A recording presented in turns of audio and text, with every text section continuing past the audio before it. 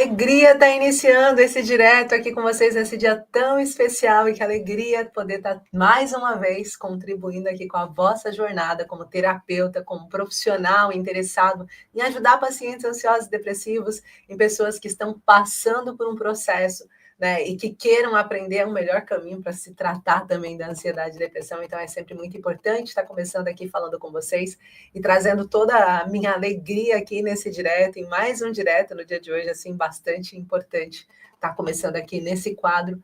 Que quadro é esse? Por trás dos sintomas. É um quadro feito para ajudar você a entender que o seu corpo pode estar gritando e você pode não estar ouvindo, que você pode estar negligenciando alguns sintomas físicos que o seu corpo está dizendo que tem e você nem sequer parou para ouvir o seu sintoma físico, os seus organismos, né, os seus órgãos internos. Então, hoje a gente vai falar da tireoide. E é muito importante falar da tireoide, porque muitas pessoas que têm ansiedade, têm depressão, têm um cansaço extremo e nem percebem que pode ser a tireoide também chamando a atenção para a ansiedade e depressão, ou vice-versa. Então, é muito importante a gente conseguir olhar isso com outros olhos, e hoje a gente vai falar da tireoide, então, e o eixo corpo e mente, que é um tema que eu gosto muito de trazer aqui para vocês. Mas antes de começar, eu quero lembrar que o meu intuito aqui nas redes sociais não é falar sozinho. O meu intuito aqui é que vocês possam participar, colocar perguntas, questionar, colocar dúvidas, interagir. Então, para isso, eu já começo perguntando de onde é que você está me assistindo, para que a gente possa juntas trazer o melhor resultado possível para os nossos pacientes. Isso é o que eu mais desejo para vocês, tá bom? Então, enquanto vocês vão colocando aí da onde vocês estão me assistindo, e você que está assistindo no replay, também coloca da onde que você está me assistindo, interaja também com as lives que você veja depois, a posteriori, postadas, porque é muito importante que nós consigamos saber o que a minha fala está ajudando você ou como eu posso te ajudar melhor, ok? Então vamos entender um pouquinho dessa questão da tireoide, né? Quando a gente está falando dessa glândula em formato de borboleta, né, que fica aqui, ó, ela parece uma borboleta, né? A gente tem a traqueia e do lado da traqueia a gente tem a tireoide. É muito comum a gente falar sobre a tireoide e lembrar que ela é quem faz a gente ter um processo de metabolismo ativo, né? Então, às vezes a gente sente que o nosso corpo não está respondendo de uma forma tão rápida ao que a gente está comendo, a como a gente está se alimentando, e a gente fala, o que será que está acontecendo? Por que eu não estou mais emagrecendo como antes? Ou por que eu não estou mais me desenvolvendo como antes? E às vezes a gente vai ver e a gente pensa, é a nossa tireoide, né?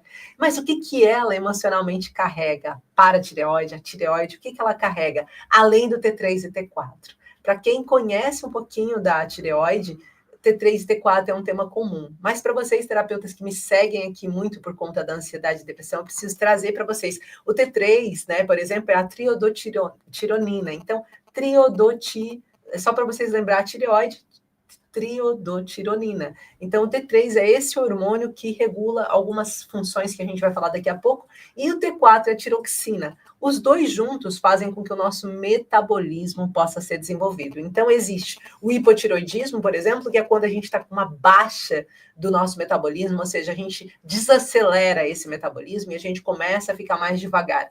Mas o que está acontecendo, então, nesses dois casos, no hipotiroidismo e no hipertiroidismo? E é sobre isso que a gente vai agora um pouco a fundo nessa segunda parte aqui, depois de ter se apresentado e falado um pouquinho com vocês. Deixa eu só aproveitar e dizer, legal, Portugal, reflexoterapeuta Paula Simões me diz de que lugar de Portugal. Eu moro no norte de Portugal, mais precisamente em Joane, me diga de onde vocês estão me assistindo aí, a cidade. Lisboa, Silvia, minha aluna linda. Quinta do Conde, já falou, Algarve aqui, ok. Nária, Rio de Janeiro. Rio de Janeiro é tão lindo, Nária, que bom, que bom. Fico muito feliz. Vão colocando aí e sintam-se à vontade para interagir e fazer perguntas, tá? Então, vamos começar entendendo o hipotiroidismo.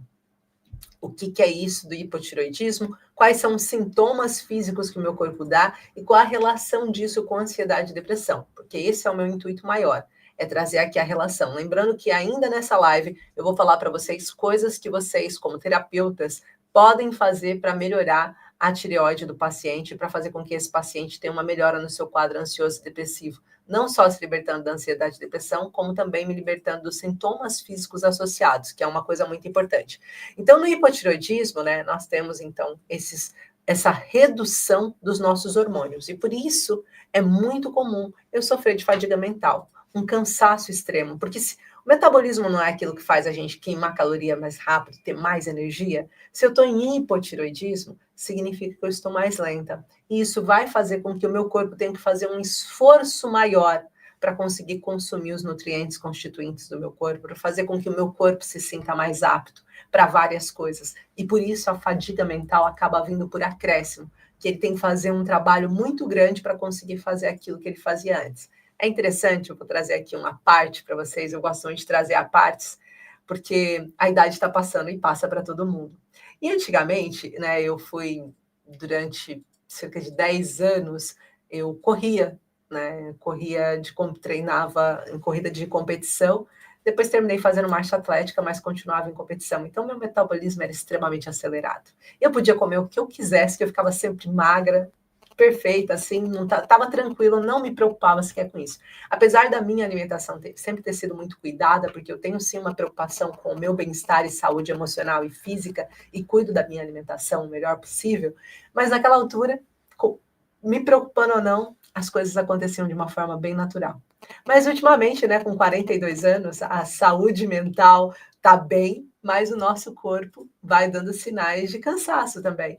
Então, aquilo que eu comia antes e que não produzia efeitos, agora tem conseguido se acumular e guardar. Eu não sei se meu corpo está preocupado, se no futuro vai faltar e está começando a acumular e dizer, não, peraí, deixa eu acumular mais aqui.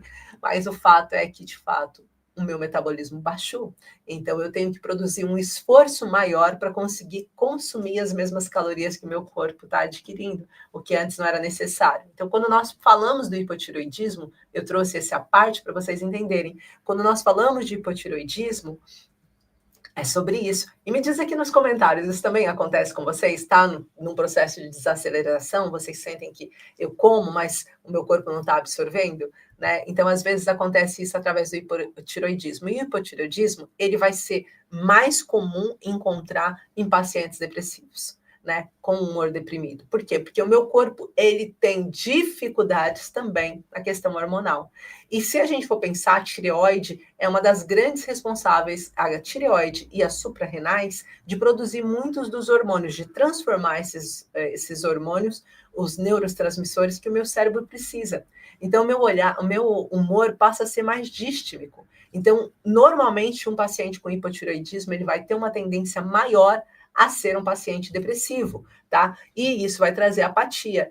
Aquela névoa mental, não sei se vocês já ouviram falar na névoa mental, mas é uma espécie de, tipo, como se passasse um flash na cabeça. É mesmo essa sensação de algo ter passado na sua mente, ter tirado os pensamentos. E não é uma questão só de sensação. É como se você visse essa névoa passando na sua cabeça, assim, parece que rouba os seus pensamentos.